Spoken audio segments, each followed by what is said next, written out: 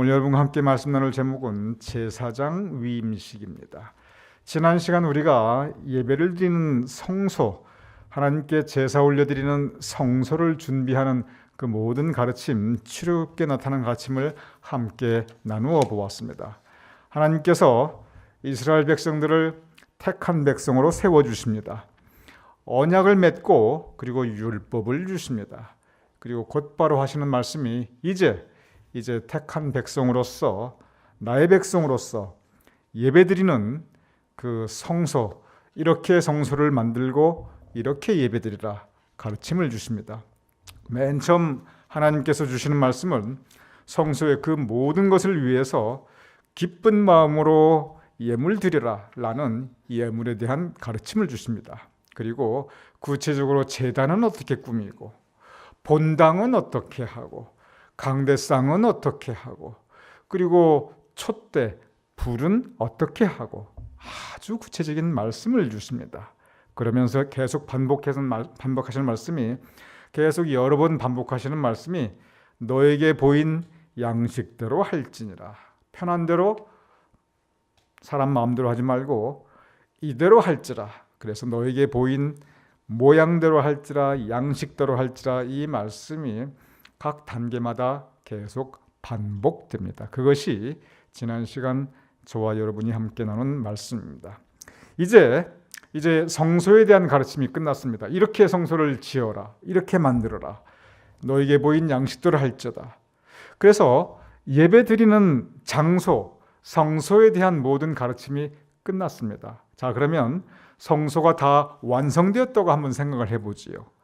하나님께서 원하시는 그대로 제단도 이루어졌고, 강대상도 이루어졌고, 그리고 본당도 꾸며졌고, 그리고 촛대도 다 세워졌습니다.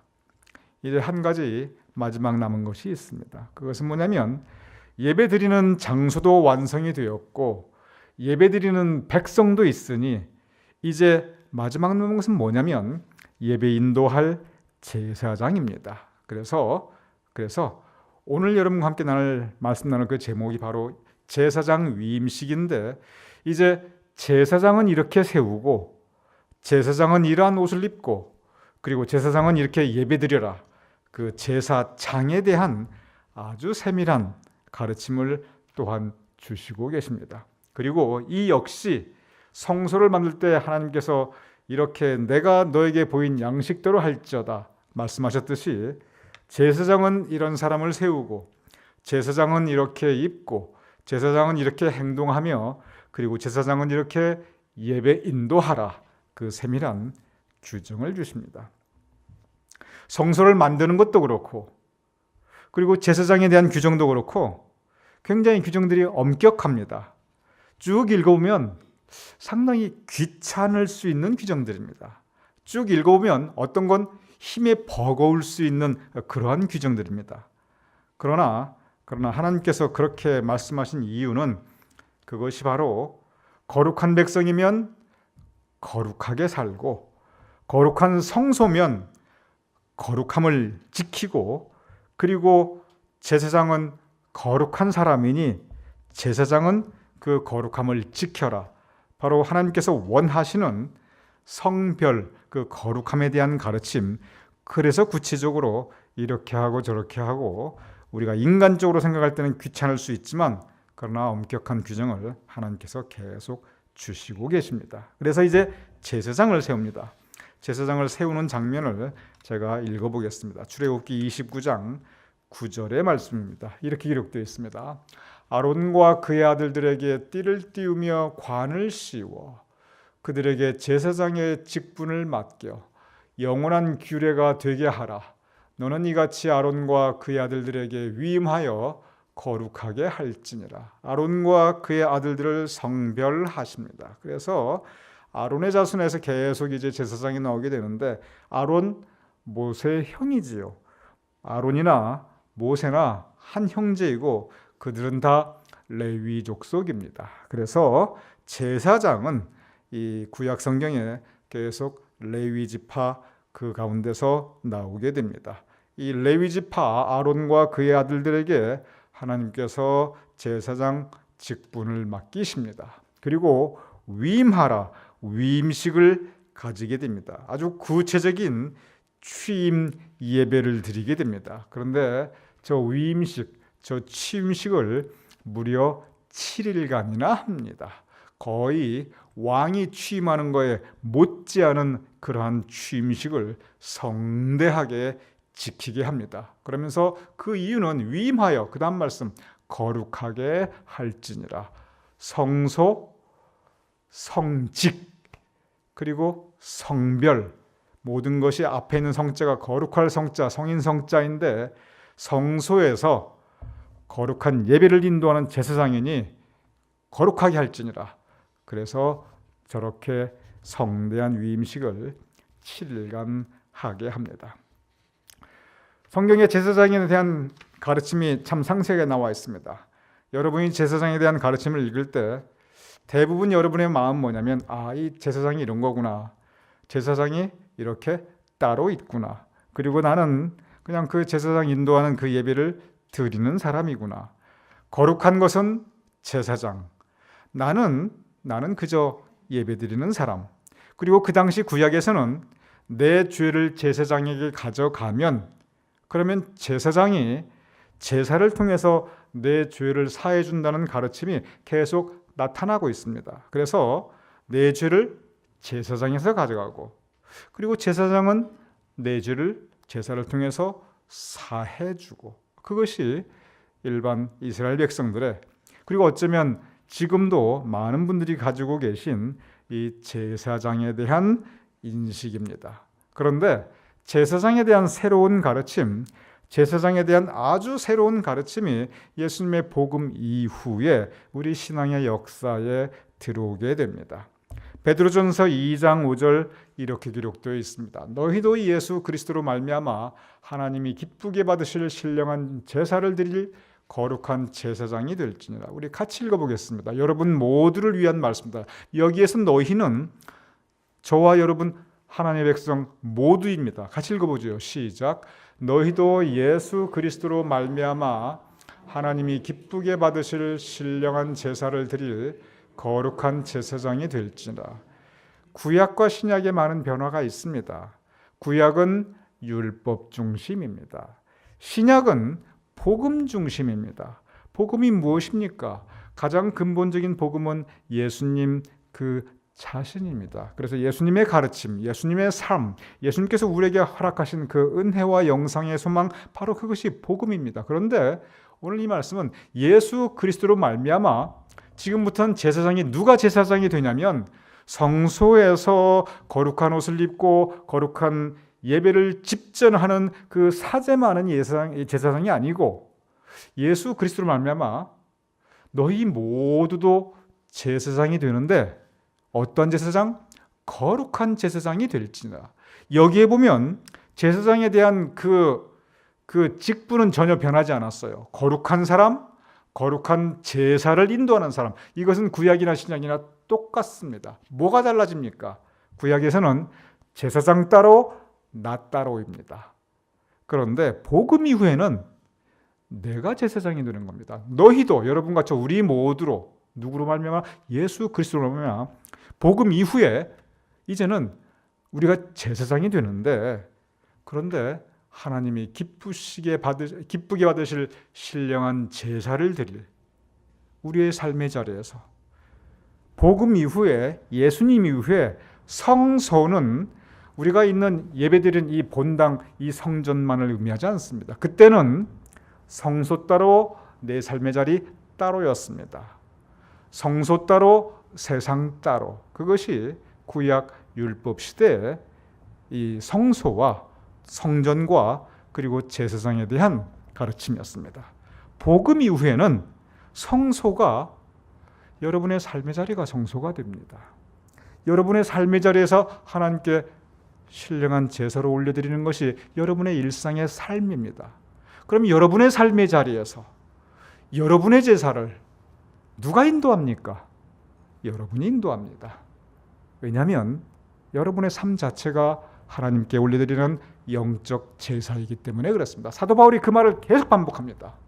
그래서 오늘 이 성경 말씀에 이제 구약의 성별에 세워진 그 제사장만 제사장이 아니라 그들도 제사장, 그러나 너희도 제사장, 거룩한 제사장, 하나님이 기뻐 받으실 예배, 신령한 제사를 올려드린 제사장으로 이 제사장에 대한 가르침이 신약에서는 확대되게 됩니다. 이 구체적인 말씀을 다시 한번 베드로전서 2장 9절에 조금 더 상세하게 하십니다. 제가 읽어보겠습니다. 너희는 택하신 족속이요. 맨 처음 이스라엘 백성들이 오늘 우리가 함께 될 출애굽의 한 과정인데, 우리가 이번 계속 해나가시 토요 새벽기도의 주제는 출애굽기입니다. 출애굽에서 제일 먼저 나타난 게 뭡니까? 택한 백성으로 하나님께서 같이 언약을 맺어 주십니다. 전에는 노예 백성이었는데, 전에는 애굽 사람이었는데, 전에는 세상 사람이었는데, 언약을 통해서 택하신 백성으로 다시 거듭나게 해주십니다. 거룩한 사람으로 세워주십니다. 그리고 왕 같은 제사장이요. 아까 그 말씀 그대로입니다. 너희 여러분과 저 우리 모두입니다. 우리는 하나님의 택한 백성이고, 그리고 여러분과 저 모두 왕 같은 제사장인데, 여기서 우리가 명심해 볼 부분이 있습니다. 여기서 왕 같은 제사장, 전에 만인 제사장론에 대해서 많은 오해가 뭐가 있냐면 바로 요 단어입니다. 나도 왕 같은 사람이다. 나도 왕같이 존엄하다. 틀린 것은 아니에요. 그런데 여기서 제사장을 말씀할 때 제사장의 권위, 제사장의 옛날 중세 성직자가 얼마나 높았습니까? 뭐 교황이 황제가 더 높았습니까? 나도 그런 만큼 이렇게 권위가 있고 파워가 있고 뭘 할 수 있는 사람, 그런 의미가 전혀 아닙니다. 조금 더 읽어보겠습니다. 거룩한 나라요, 거룩함을 지켜나가며 그의 소유가 된 백성이니, 그런데 그 다음부터 주시는 말씀이 이는 너희를 어두운 데서 불러내어 그의 기이한 빛에, 소망의 빛에, 생명의 빛에, 그리고 영생의 빛에 들어가게 하시니, 즉 하나님의 예수 그리스도의 그 맨 마지막 줄이 중요합니다. 아름다운 덕을 선포하게 하려 하십니다. 결론적으로 말하면 너희도 모두 택한 백성이고 거룩한 제사장인데, 왜 제사장으로 불러주시고 세워주시냐면 맨 마지막 절입니다. 예수 그리스도의 아름다운 덕을 선포하게 하려 하십니다. 예수님의 삶의 모습, 예수님의 사랑, 예수님의 은혜, 심지어 십자가에 못 박혀 돌아가시는 그 예수님의 희생, 그 아름다운 덕을 선포하게, 무엇으로? 우리의 삶으로. 누구에게? 세상에게. 누구에게? 이웃에게. 그러니 여기에서는 권위나 파워나 이런 개념이 전혀 아닙니다. 여기에서는 낮아짐입니다. 여기에서는 헌신과 희생입니다. 사랑과 봉사입니다. 여기에서는 제사를 드리는, 우리의 삶 가운데 제사를 드리는 바로 그러한 삶의 모습이 여러분과 저를 향한 하나님의 뜻, 그래서 우리 모두가 다 제사장이라는 의미입니다. 바로 만인 제사장이 바로 이 말씀에 근거합니다. 우리 이 말씀, 특별히 맨 마지막 절, 앞에서부터 쭉 긴데 그 긴 말씀의 맨 마지막에 그 결론이 나와 있습니다. 제사장은 이렇게 하라, 아름다운 덕을 선포하라. 다시 말씀드립니다. 누구에게? 내 이웃에게, 세상에게. 사람들이 나를 보고 예수님 닮았다는 걸 느끼게 하라는 것입니다. 우리 다 같이, 여러분도 제사장, 저도 제사장, 우리 모두 제사장이라고 지금 성경이 말씀하고 계세요. 성경이 말씀하고 계시니, 그러니 진리입니다. 여러분도 제사장, 저도 제사장이니까 우리 제사장이 된 마음으로 한번 읽어보겠습니다. 시작. 너희는 택하신 백성이요, 왕같은 제사장들이요, 거룩한 나라요, 그의 소유가 된 백성이니, 이는 너희를 어두운 데서 불러내어 그의 긴 빛에 들어가게 하신 이의 아름다운 덕을 선포하게 하려 하십니다. 여기에서 이제 여러분도 제사장임을 성경이 말씀하고 계세요. 그런데 아까도 그렇고 지금도 그렇고 성경의 가르침은 제사장이니 어깨에 힘주어라, 그 뜻이 전혀 아니고, 제사장이니 낮아져라. 너의 삶으로 아름다운 덕을 선포하라. 참 귀한 가르침입니다. 아름다운 덕을 선포하는 게 무엇입니까? 내 마음의 상태가 예수 그리스도의 아름다운 마음이 되고, 예수님의 마음 성경에서 두 글자로 딱 말씀하고 있어요. 예수님께서 나의 마음이 뭐하고 뭐하니? 겸손하고 온유하니. 나는 마음이 온유하고 겸손하니. 여러분, 겸손한 마음이 예수님의 마음입니다. 온유한 마음이 예수님의 마음입니다. 그래서 우리가 우리의 마음이 예수님의 마음을 담고, 우리의 입술이 예수님의 은혜와 사랑을 우리의 입술로 말을 하고, 그리고 우리의 행실로 사람들이 볼 수 있게 하라. 바로 그것이 만인 제사장입니다. 우리가 신앙의 역사 지금 함께 공부하고 있는데, 만인 제사장 이 부분에 대해서 종교개혁 전통에서 이제 캐톨릭과 달라지는 것이 뭐냐면, 제사장의 큰 직무 중에 하나가 뭐냐면 바로 그 부분입니다. 이제 하나님의 백성이 와서 죄를 지었을 때, 여러분 죄 안 짓고 살아가는 게 불가능하겠죠. 이렇게 저렇게 마음으로 지은 죄, 입술로 지은 죄, 행실로 지은 죄. 성경은 언제나 이 세 가지 영역을 가르칩니다. 우리의 마음의 영역, 우리 입술의 영역, 그리고 우리 행실의 영역입니다. 이 세 가지 영역이 다 우리의 삶의 귀한 삶의 자리입니다. 그런데 죄를 지었을 때 율법 시대는 그 죄를 제사장에게 가져옵니다. 제사장에게 그 죄를 고합니다. 딱 나와 있어요. 제사장에게 너의 죄를 고하여라. 그리고 그 제사장이 함께 제사드리며 그 죄를 사해 줍니다. 그런데 만인 제사장에서는 여러분이 제사장이기 때문에 여러분의 죄를, 최 목사님 제가 이런 죄를 고해드립니다. 여러분 저한테 여러분 죄 지은 거 말씀해 주실 이유 전혀 없어요. 절대 저한테 와서 이런 죄를 지었으니 어떻게, 저 여러분의 그런 비밀 다 알고 싶은 마음 없어요. 신앙적인 영적인 대화는 나누겠지만 여러분 저한테 고해 성사하실 일 전혀 없으십니다. 누구에게? 바로 예수님께. 우리 믿음의 예수님은 참 하나님과 참 사람이니, 이 여러분 설교 가운데 어떤 때는 하나님, 어떤 때는 예수님, 와요 똑같아요. 여러분, 예수님은 참 하나님이시고 참 사람이십니다. 하나님께서 인간의 몸으로 오신 분이 바로 예수님이십니다. 그러니 여러분께서 예수 이름으로 하나님께 직접 고하시면 됩니다. 용서해 주시는 분도 구약에서 제사장이 용서한 것이 아니라 하나님께서 그 제사장을 통해서 그 용서의 선포를 했을 뿐입니다. 그런데 이 죄를 고함과 죄를 사하는 이 중간 단계 제사장이 우리 만인 제사장문에서는 빠져나갑니다.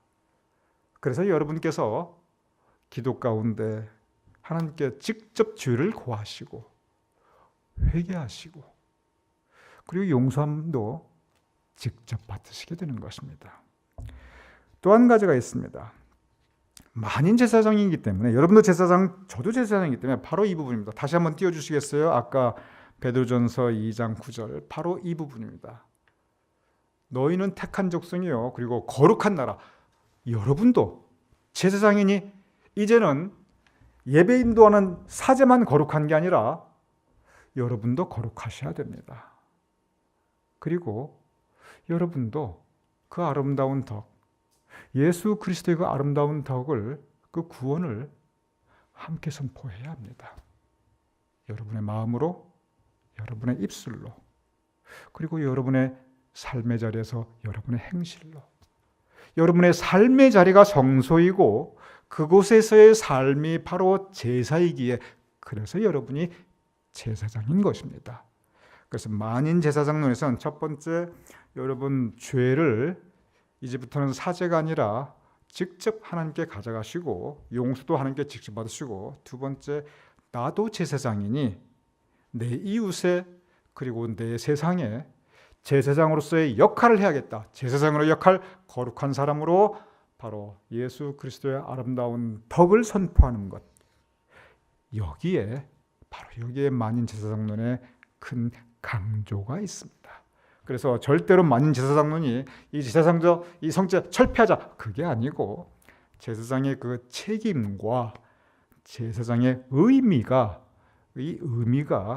우리 신앙인 전체에게 확대된 것입니다. 이제 오늘도 이 9월 달도 여러분의 삶의 모든 날들도 성서가 말씀하십니다. 여러분이 제사장이라고. 여러분께서 왕 같은 제사장이시니 아름다운 덕을 함께 선포해 나가며 살아갈 수 있는 저와 여러분 우리 모두 거룩한 제사장이 될 수 있기를 주님의 이름으로 축원합니다.